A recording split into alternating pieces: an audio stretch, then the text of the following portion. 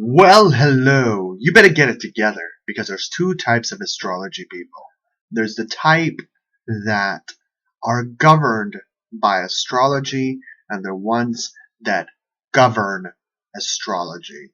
There's two different types.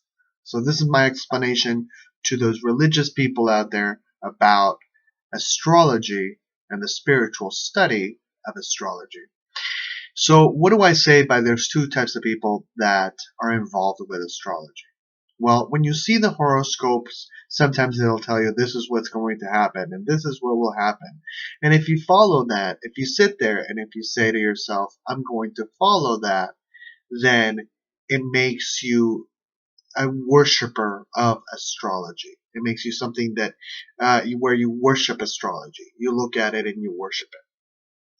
When you look at it from a weather patterns, from a psychological effect element science based, then you're able to go above and beyond those elements of astrology.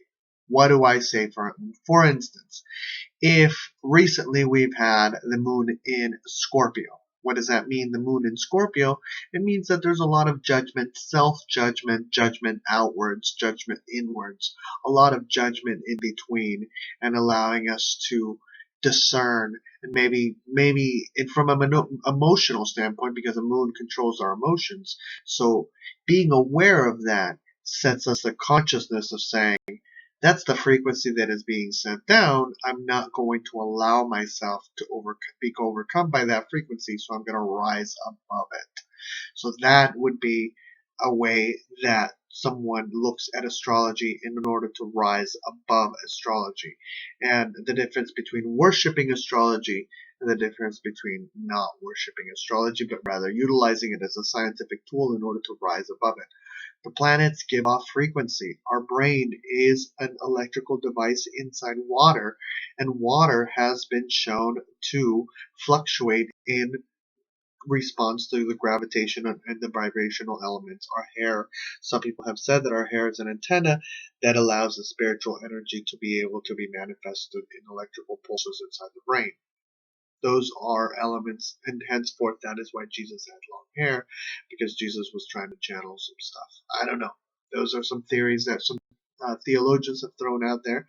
So, what do you think about the whole study of astrology, whether being worshipped by astrology, whether you worship astrology and oh well, Mercury is in retrograde, so I better stay home and I better not call anybody, or Mercury is in retrograde, I better make sure that that person gets the message that I need to deliver them in a very clear and concise way. And Mercury in retrograde perhaps means that I need to make it strong, my interpersonal relationships even stronger. Henceforth, rising Mercury in retrograde. What does Mercury in retrograde mean? Is that when you have a breakdown in communications and electronically and even sometimes verbally, but making sure that you have utilizing that time of Mercury in retrograde to be able to be like, hey, what's up? You know?